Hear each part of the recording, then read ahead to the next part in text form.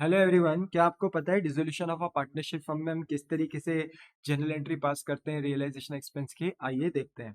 First of all we have to know कि realization expense का मतलब क्या होता है। तो देखो बेटा, जब फर्म बंद हो रही होती है, जब फर्म क्लोज डाउन हो रही होती है, तो फर्म को अपने सारे एसेट्स को बिकवाकर अपनी एक्सटर्नल लायबिलिटीज की पेमेंट करनी होती है। तो जब फर्म अपने एसेट्स को बिकवाती है, तो एसेट्स को बिकवाने में बेटा फर्म के कुछ एडिशनल एक्सपेंसेस होते हैं, जैसे कि लीगल सर्विसेज अगर हम किसी से ले रहे हैं, जैसे एडवोकेट से या किसी प्रोफेशनल पर्सन से, तो हम उसको फी पे कर रहे होते हैं जब हम अपने एसेट्स को बिकवा रहे होते हैं।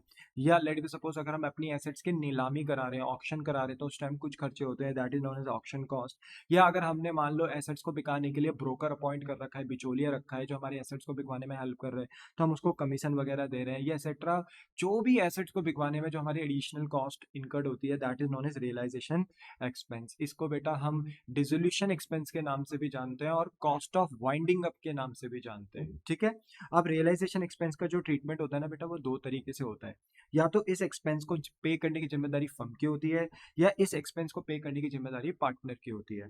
अगर फर्म की जिम्मेदारी है, borne by firm, bear by firm, firm की जिम्मेदारी है और पे भी फर्म ही करती है, तो फर्म बेटा रियलाइजेशन अकाउंट के नाम से इस रियलाइजेशन एक्सपेंस को अपना खर्चा दिखाती है। क्योंकि जब फर्म क्लोज डाउन होती है बेटा, तो वहां पर फर्म एक अकाउंट प्रिपेयर करती है, रियलाइजेशन अकाउंट। तो जब आपने dissolution of a partnership firm का चैप्टर पढ़ा होगा बेटा, तो आपने रियलाइजेशन अकाउंट बनाया होगा। उस अकाउंट में बेटा सारे के सारे डेबिट साइड में एक्सपेंसेस आते हैं और क्रेडिट साइड में सारी के सारी इनकम्स आती हैं।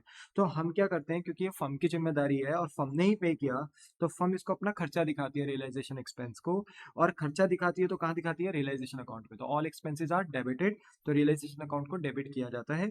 और क्योंकि फर्म ने पे किया है, पेड बाय फर्म है, तो फर्म का कैश बैंक भी रिड्यूस हो जाता है, एसेट रिड्यूस हो जाता है। तो जब एसेट रिड्यूस होता है, तो वो डेबिट से क्रेडिट होता है, क्योंकि एसेट्स के सारे बैलेंस डेबिट होते हैं, पर जब एसेट रिड्यूस होता है तो क्रेडिट होता है। तो एंट्री हुई realization account debit to cash bank. But ये जिम्मा किसका था? जिम्मेदारी किसकी थी? बॉर्न बाय किसका था? फर्म का। पर ये पे किसने किया? किसी अदर पार्टनर ने। लेट बी सपोज एबीसी तीन पार्टनर से, और ए पार्टनर ने इस फर्म को इस एक्सपेंस को पे किया। तो यहाँ पर बेटा देखो, जिम्मेदारी तो फर्म की ही है, और अगर जिम्मेदारी फर्म की है तो फर्म इसको अपना खर्चा दिखाएगी, और कहाँ दिखाएगी? रियलाइजेशन अकाउंट में। तो ऑल एक्सपेंसेस आर डेबिटेड, तो रियलाइजेशन अकाउंट डेबिट हो गया। पर क्योंकि ये पे किसने किया? पार्टनर ने। तो इस बारी फर्म टू कैश बैंक नहीं करेगी, क्योंकि फर्म ने थोड़ी पे किया, ये पार्टनर ने पे किया। इसलिए अब हमें उस पार्टनर का कैपिटल अकाउंट इंक्रीज करना पड़ेगा, जिस पार्टनर ने ये फर्म का रियलाइजेशन एक्सपेंस पे किया। तो यहाँ पर मान लो ए ने पे किया, तो हम यहाँ पे पार्टनर्स कैपिटल की जगह पे लिखेंगे टू एस कैपिटल। बी करता तो टू बीस कैपिटल, सी कर रहे तो टू सीज कैपिटल। और जब हम किसी पार्टनर का कैपिटल अकाउंट इंक्रीज करते हैं, तो बिजनेस के लिए लाइबिलिटी इंक्रीज होती है।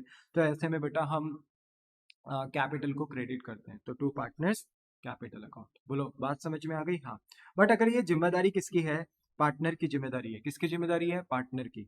ये पे करने का, जो रियलाइजेशन एक्सपेंस पे करने का जिम्मा था, पार्टनर का था। और पेड भी किसने किया है? पार्टनर ने। बॉर्न बाय पार्टनर है और पेड बाय भी पार्टनर है। तो फर्म कहती है हमें कोई लेना देना नहीं, क्योंकि जिम्मेदारी भी पार्टनर की थी, पे भी उसने किया। हम अपने बुक्स ऑफ अकाउंट में इसकी रिकॉर्डिंग नहीं करेंगे, इसकी कोई एंट्री पास नहीं होगी। ए ने बोला था मैं पे करूंगा रियलाइजेशन एक्सपेंस, और पे भी उसी ने किया है, तो फर्म को इससे क्या मतलब बेटा? कोई एंट्री पास नहीं होगी। पर जिम्मेदारी किसकी थी? पार्टनर की। और पे किया किसने?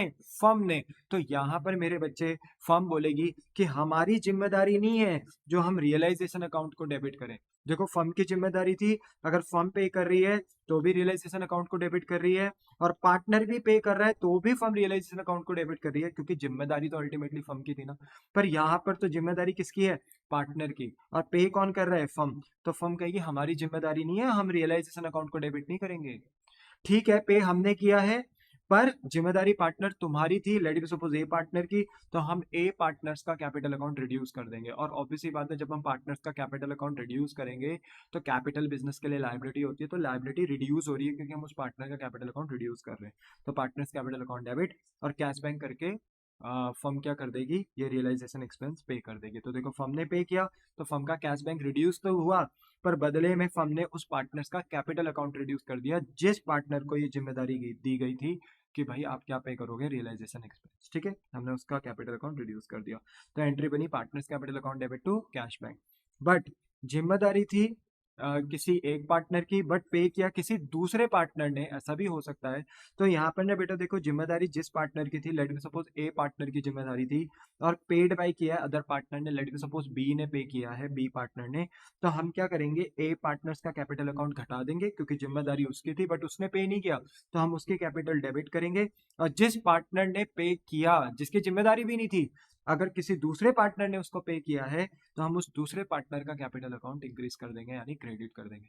तो एंट्री होगी पार्टनर्स कैपिटल अकाउंट डेबिट, जिस पार्टनर की जिम्मेदारी थी उसका कैपिटल रिड्यूस करा जाएगा, डेबिट किया जाएगा, और उस अदर पार्टनर का अकाउंट बढ़ा दिया जाएगा जिस पार्टनर ने ये रियलाइजेशन एक्सपेंस पे किया, यानी to other partners capital account. तो देखो, एक बात आपको ध्यान में देखनी है, अगर रियलाइजेशन एक्सपेंस पे करने की जिम्मेदारी फर्म की है, तो no matter what will be the cost, अगर फर्म पे कर रही है या पार्टनर पे कर रही है फर्क नहीं पड़ता, फर्म रियलाइजेशन अकाउंट को डेबिट करेगी क्योंकि ये फर्म का एक्सपेंस है। ठीक है, बस अगर फर्म पे कर रही है तो टू कैश बैंक, पार्टनर पे कर रहा है तो हमें उस पार्टनर का कैपिटल अकाउंट इंक्रीज करना पड़ेगा। बट अगर बॉन्ड बाय पार्टनर है तो किसी भी सिचुएशन में बेटा फर्म रियलाइजेशन अकाउंट को डेबिट नहीं करेगी क्योंकि फर्म की जिम्मेदारी ये नहीं थी। ठीक है, आपको बस ये बात ध्यान में रखना है। पेड बाय पार्टनर कर रहा है, देखो बॉन्ड बाय पार्टनर है, पेड भी पार्टनर कर रहा है, कोई एंट्री नहीं लगेगी, क्यों, फर्म को यहाँ पर कोई लेने देना नहीं, कोई बुक्स ऑफ अकाउंट्स में यहाँ रिकॉर्डिंग नहीं होगी। बट बॉन्ड बाय पार्टनर है और पेड बाय फर्म है, तो फर्म की तो जिम्मेदारी नहीं थी, तो फर्म रियलाइजेशन अकाउंट को तो डेबिट नहीं करेगी, बट उस पार्टनर का कैपिटल अकाउंट रिड्यूस कर दिया जाएगा जिसकी जिम्मेदारी थी। और फर्म क्या कर देगी, क्योंकि फर्म पे कर रही है तो फर्म अपना कैश बैंक रिड्यूस कर देगी। पर अगर जिम्मेदारी किसी दूसरे पार्टनर की और पे किया है किसी दूसरे ही पार्टनर ने, तो ऐसे में मेरे बच्चे जिस पार्टनर की जिम्मेदारी थी उसका कैपिटल अकाउंट रिड्यूस कर देंगे, और जिस पार्टनर ने पे किया है उस पार्टनर का कैपिटल अकाउंट इंक्रीज कर देंगे। ठीक है, अच्छा सर एक बात यहाँ पर ये थी कि अगर पेपर में आता है रियलाइजेशन एक्सपेंस ₹10,000, तो हम क्या माने, किसका बॉन्ड है, तो हम हमेशा मानते हैं बेटा बॉन्ड बाय फर्म है। ठीक है, और सर अगर ये भी नहीं बताया कि किसका पेड है, तो हम मानते हैं ऑलवेज कि पेड बाय भी किसका है, फर्म का। यानी अगर पेड बाय पार्टनर है, बॉन्ड बाय फर्म है बट पेड बाय पार्टनर है, तो इसके लिए क्वेश्चन बताएगा, आपको अच्छे से बताएगा। और अगर बॉन्ड बाय पार्टनर है, पेड बाय पार्टनर है, बॉन्ड बाय पार्टनर है, पेड बाय फर्म है, या बॉन्ड बाय पार्टनर है, पेड बाय अदर पार्टनर है, तो इसके लिए भी क्वेश्चन आपको बताएगा। बट अगर क्वेश्चन ने बोल दिया कि रियलाइजेशन एक्सपेंस इनकर्ड ₹10,000, पर ये नहीं बताया किसका बॉन्ड किसका पेड, तो हम ऑलवेज एज्यूम करते हैं कि ये बॉन्ड बाय फर्म है और पेड बाय पार्टनर है।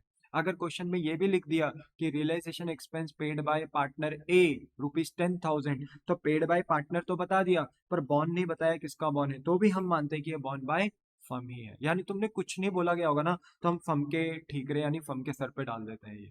पार्टनर के पार्टनर का बॉन्ड या पेड बाय पार्टनर हम तभी मानते हैं बेटा जब क्वेश्चन में स्पेसिफिकली मेंशन किया जाता है। बोलो, क्या आपको बात समझ में आती है? The answer is yes. तो आई होप सो बेटा क्या आपको ये कंसेप्ट समझ में आया होगा और ये जनरल एंट्री समझ में आएगी, क्योंकि ये पेपर में एमसीक्यू में 1 मार्क्स में या एक 6 मार्क्स का क्वेश्चन आता है डिसोल्यूशन का, जहाँ पर ये जनरल एंट्री पूछ लेते हैं कभी कभी, तो 5-6 एंट्री पूछेंगे 6 मार्क्स के अंदर, और उसमें 1 या 2 एंट्री किसकी डाल देंगे, रियलाइजेशन एक्सपेंस की। तो आपको अपनी एंट्री क्लियर होनी चाहिए। ठीक है, तो आई होप सो कि आपको ये पॉइंट समझ में आया होगा। टाटा बाय बाय, सही होना।